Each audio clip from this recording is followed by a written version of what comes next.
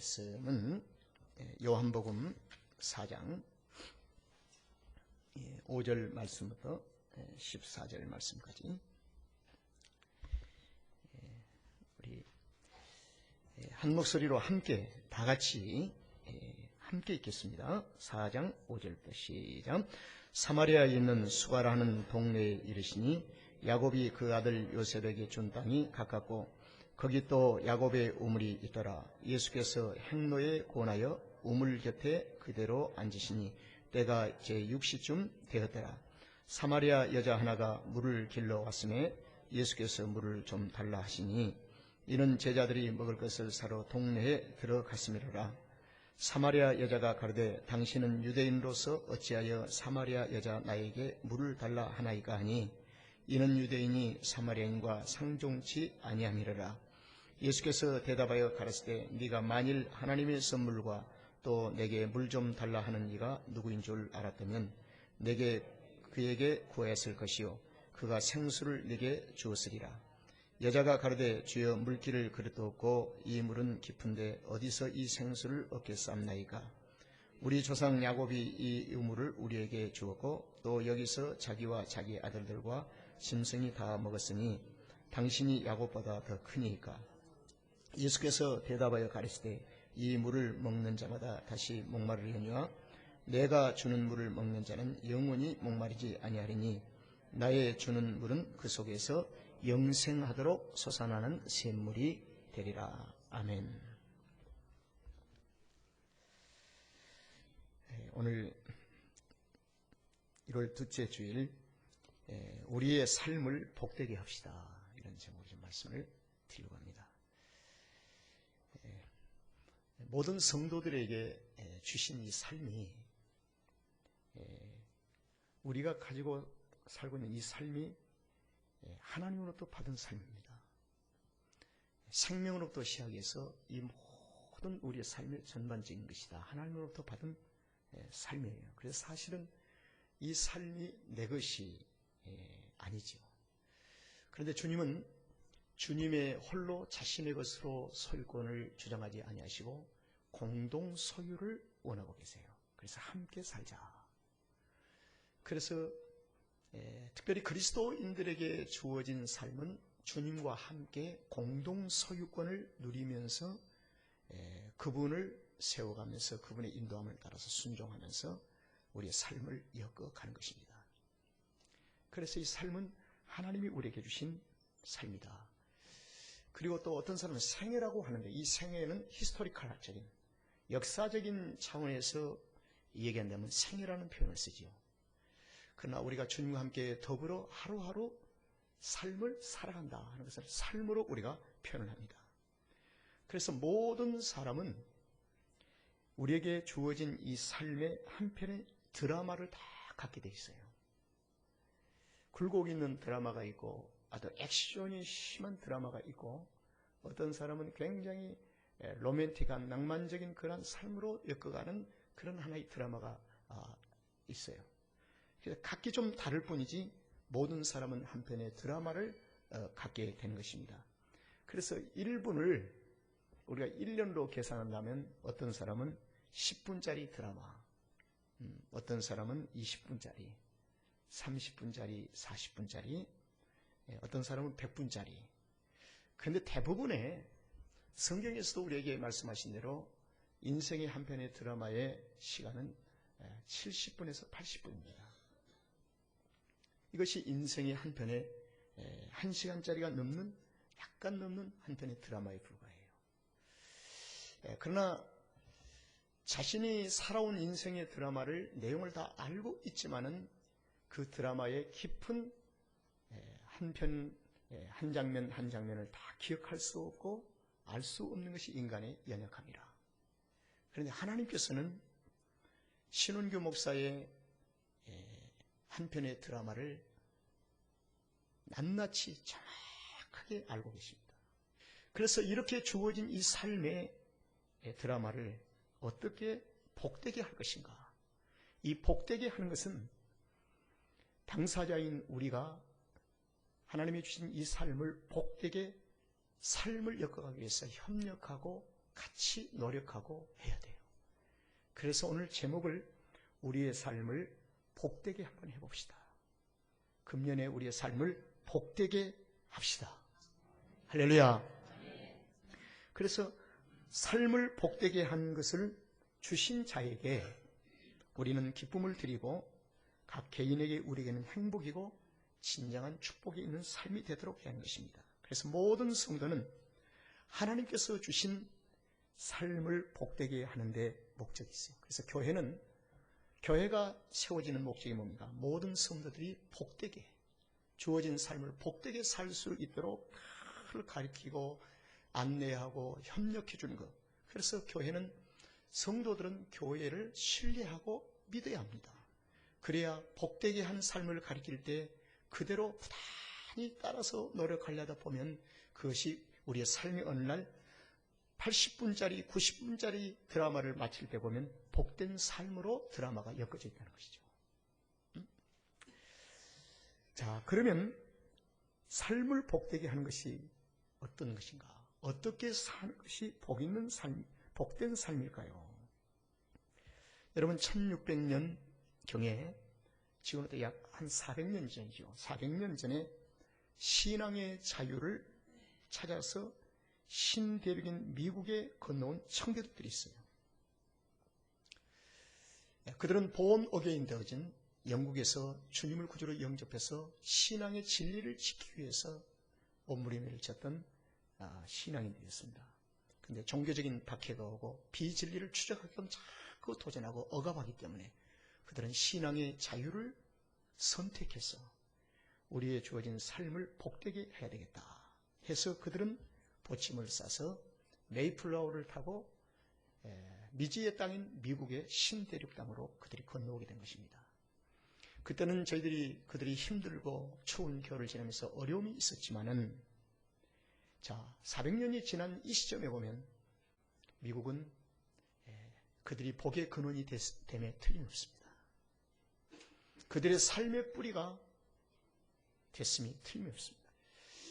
제가 열왕기상 13장을 11장부터 보니까 하나님께서 다윗을 축복하심으로 다윗의 축복을 다윗이 하나님 말씀대로 잘 통치를 하다가 솔로몬에게 아들에게 통치권을 넘겨줍니다. 그래서 이스라엘이 부강해집니다. 풍요로움을 누렸어요. 그런데 솔로몬이 말기에 중반기를 지나서 말기에 열왕기상 11장에서 여호와의 말씀을 떠나서 우상을 뒤로오게 되고 많은 어지러운 삶을 살게 됩니다. 그때 성경은 2번이나 경고를 합니다. 솔로몬에게. 경고에도 경고를 듣지 아니하고 계속해서 그 길을 가요. 그때 하나님께서는 솔로몬에게 마지막 말씀을 하십니다. 솔로몬, 너는 너의 위가 이 풍요로움이 이제 끝났다. 그러나 이 나라를 내가 빼앗지 아니하고 너의 당대까지는 내가 이 위를 지켜주겠다. 그러나 네 자녀인 르호보암 때에 네 나라를 다 주권을 빼앗기게 하리라. 뺏어가리라. 그래서 솔로몬의 마지막 40년 동안 하나님께서는 인내하시면서 그 나라를 잘 그래도 지켜주시는 거예요. 지켜주시는 거예요. 그러다가 솔로몬의 40년의 말기에 가서 르호보암이 일을 받는데 여로보암인 군대 장군이 이스라엘을 엎어버려요. 그래서 이스라엘 전체의 10개의 지파를 끌고 북왕조를 세우고 그리고 남쪽의 유다는 완전히 조그마한 유다가 되고 말았습니다. 하나님은 솔로몬의 위를 당대에 빼앗기지 않고 빼앗기지 않고 지켜주겠다고 약속하신다. 이 미국 땅도 선조들이 뿌려놓은 신앙의 그 뿌리가 지금도 흘러가고 있습니다. 미국이 살 수 있는 길은 다시 신앙의 부흥의 운동이 일어나고 여호와 앞에 돌아오면 하나님이 주님 오신 그날까지 이 미국을 들어서 하나님이 존귀하게 크게 쓰실 줄을 저는 확실히 믿습니다. 그래서 저는 이 얘기를 했습니다. 절대로 미국은 초강대국의 국가를 100년 이상 주님 오실 때까지는 모르겠지만 100년에 무너지지 않는다고 제가 얘기했어요. 그런데 근래에 미국 경제가, 세계 경제는 다 무너지고 있는데 미국 경제가 좀 살아나고 금년에 최고의 호황을 이룰 수 있는 출발점이 된다고 하는 뉴스를 여러분들이 보고 있지 않습니까? 여러분, 이 풍성함이 넘치는 이 미국 경제 속에 금년에 우리 삼성 장로교회 성도들의 기업이 보통 사람보다 갑절이나 더 받는 이런 축복이 있기를 바랍니다. 저는 그 기도 제목을 가지고 있어요. 하나님 더 갑절이나 받을 수 있도록 은혜를 주십시오. 그래서 이 청교도들이 복의 근원이 된 거예요. 복의 근원.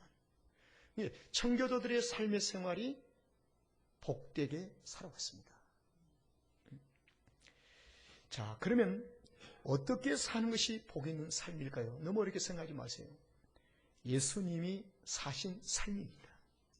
주님이 살았던 삶을 살면 되는 거예요. 그러면 주님이 사신 삶이 무엇인가? 우리에게 주어진 삶을 복되게 하기 위해서는 예수님의 삶을 살아야 되는데, 예수님의 삶은 첫 번째로 어떤 삶이었습니까? 요한복음 1장부터 21장까지 쭉 내용을 보면 주님의 전체 삶을 우리에게 한 드라마로 말씀하신 것처럼 엮어놨어요. 여러분, 예수님은 원래 어디 계셨던 분입니까?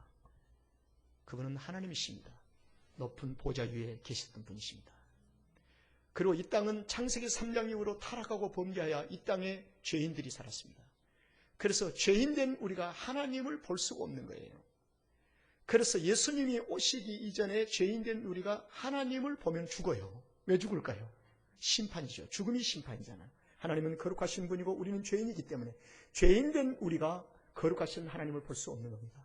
그래서 하나님의 거룩하심과 그 능력이 죄를 심판하시는 겁니다.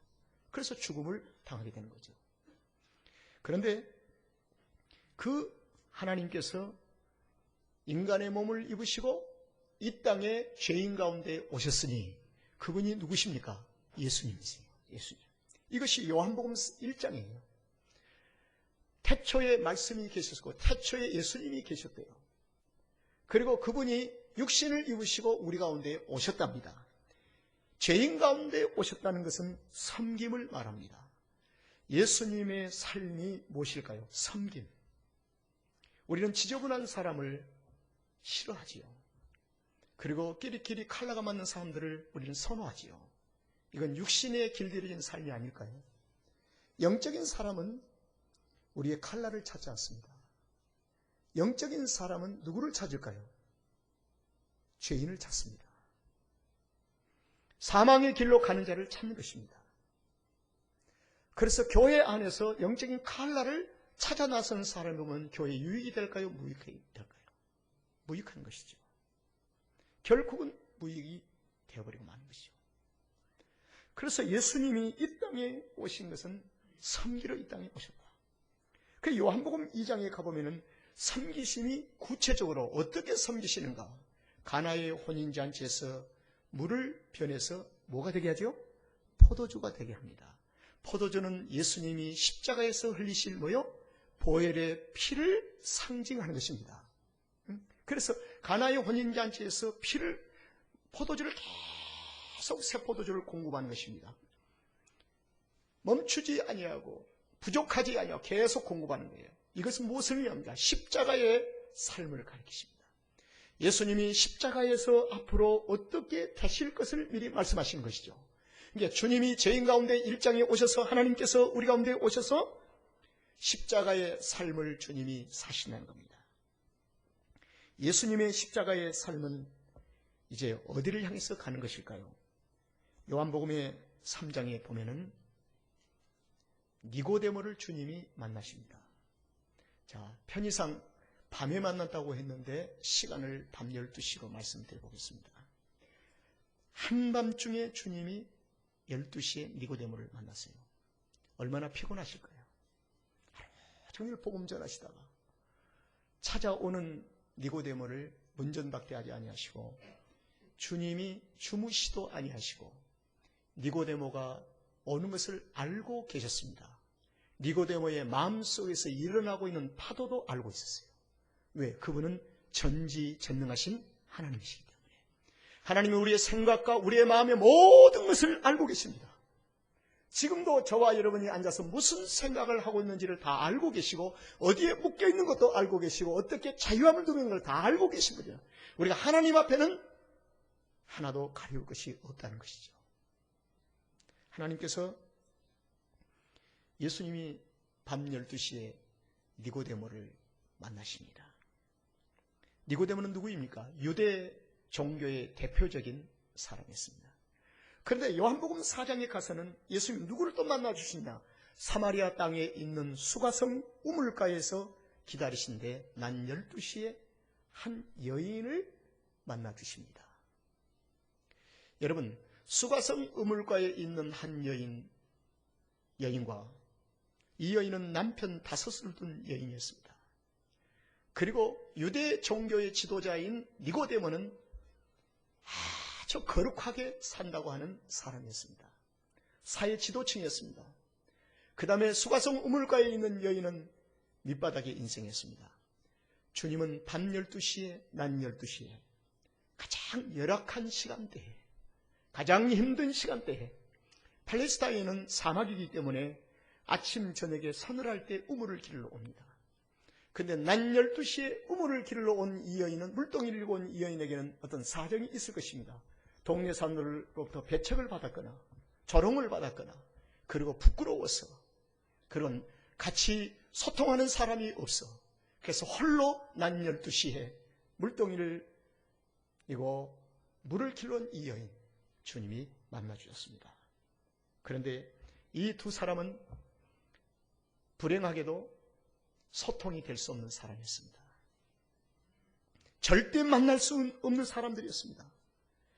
절대 만날 수 없다는 이 사실은 모든 사람이 죄를 범하여서 하나님의 영광에 이르지 못하기 때문에 하나님은 거룩하시고 이 땅의 모든 사람이 죄인이라면 유대인의 지도자인 니고데모도 죄인이요 사마리아인 수가성 우물가인 여인도 죄인이라고 한다면 이 니고데모나 여인도 하나님과 소통이 단절되어 버린 자들이었습니다.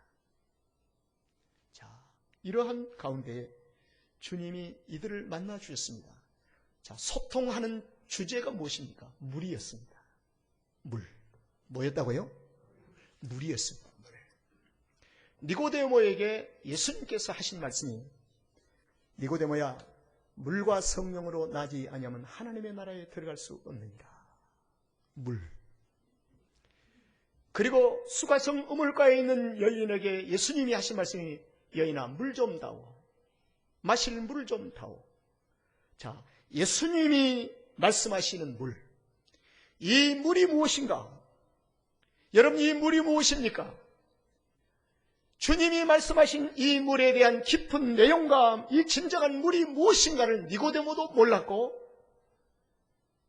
수가성 우물가의 여인도 이 물을 몰랐다는 사실입니다. 니고데모는 엉뚱한 얘기를 합니다. 어떻게 내가 다시 나올 수 있습니까? 이 늙으니까.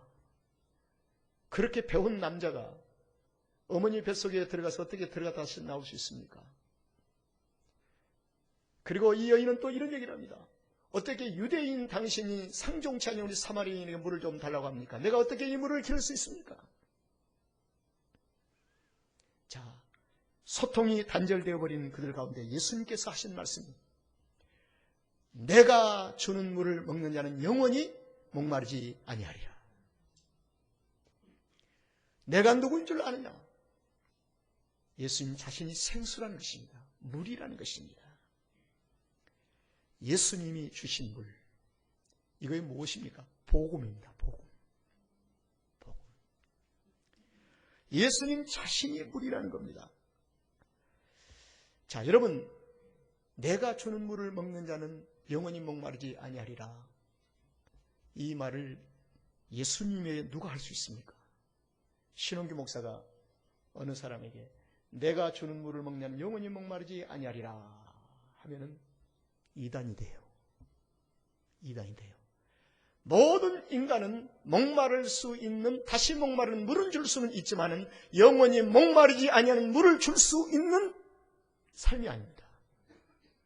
유일하게 영원히 목마르지 아니한 물을 줄 수 있는 분은 예수 그리스도십니다. 주님만이 목마르지 아니한 물을 줄 수 있다는 것입니다. 그래서 성경에 보니까 예수님께서 내가 주는 물을 먹는 자는, 마시는 자는 이렇게 했어요.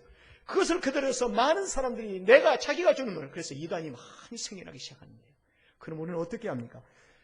주님이 주시는 물을 먹는 자는 목마르지 아니할 것입니다. 이것을 가르쳐서 복음을 가르쳐주고 복음을 전해주는 것입니다. 그래서 성도는 복음을 전하는 자가 되는 것입니다. 복음의 주체가 아니에요. 우리는 복음을 전하는 자가 되는 것입니다. 그런데 복음을 전하는데 주님은 반드시 전하는 자를 통해서 복음을 실어 나르기를 원하십니다. 전하는 자가 없이 어찌 듣는 자가 들을 수 있으려? 아무리 듣고 싶어도 전하는 자가 없이는 들을 수가 없다는 것이죠. 그럼 누가 복음을 전해야 합니까? 먼저 예수님을 생수를 마신 자, 구원받은 자, 누군가에 의해서, 그래서 사도로부터 계승되어진 복음이 증거되고 전해져서 신홍규라고 하는 한 인간에게까지 이 복음이 증거돼서 왔습니다. 나에게 증거된 이 복음이 거슬려 가보니까 예수님으로부터 사도로 계승이 돼서 사도로부터 복음이 계승되어서, 그래서 사도신경, 사도들이 고백한 신앙 고백을 교회가 지금도 끊임없이 하고 있는 것입니다. 그래서 이 복음이 나로부터 전해져야 한다는 것입니다. 자, 그래서 우리의 삶을 가장 복되게 할 수 있는 것은 복음 전하는 것입니다. 할렐루야. 복음 전하는 거예요. 그래서 거듭난 성도는 사는 이유와 이 목적이 복음 전하는 것이 있습니다. 여러분, 사도행전에 보니까 브리스기와 아굴라에게 하나님께서 물질의 복을 주셨습니다. 브리스기와 아굴라는 자신에게 물질의 복을 주시는 목적을 알았습니다. 사도 바울의 전도 사역에 쓰라고 주님이 나에게 주셨다는 사실을 알게 됐습니다. 성도는 물질의 복받기를 원하면 왜 물질을 하나님 나에게 주시는가? 그 목적을 분명히 알아야 돼요. 복음 전하라고 주신 거예요. 복음 전할 때에 주께서 더하시는 은혜가 있습니다. 그래서 세상에서는 검소하게 살아도 사는 주님 앞에 드려지는 삶의 생활, 물질관에서는 인색함이 없도록 하라고 성경은 가르칩니다. 억지로 하지 말고 인색함으로 하지 말라. 기쁨으로 감사함으로 하나님 앞에 드리라는 것입니다. 자, 예수님은 복음 전하는 자에게 삶이 복되게 하는 것인데 어떤 제한이나 경계가 없습니다. 자, 그래서 요한복음을 잘 살펴보면 요한복음은 예수님의 삶을 가리킵니다. 여러분, 주님은 복음 전하는 것을 학문으로 가르치지 아니하시고 주님의 무엇으로 가르치셨어요? 삶으로 가르치셨습니다. 아주 중요해요. 자, 복음 전하는 것은 무엇으로요? 삶으로. 삶으로. 이게 주님이 삶으로 가르치셨습니다. 그러면 사도행전 1장의 8절의 말씀에 성도들아 너희들은 복음을 전하라. 감람원에서 성천하시면서 마지막 지상명령을 주십니다. 오직 성령이 너희에게 임하면 너희가 권능을 받고 예루살렘과 온 유다와 사마리아와 땅까지 이르러 나의 복음을 전하라. 내 증인이 되어라. 이것은 명령이라고 했죠. 명령이요. 그러면 주님은 그렇게 하지 않냐고 우리한테 그렇게 이론으로 가르치시면 됩니까? 이렇게 얘기할 수가 있죠. 아닙니다. 주님은 절대로 학문적으로 가르치신 분이 아니라 삶으로 가르치신 분입니다.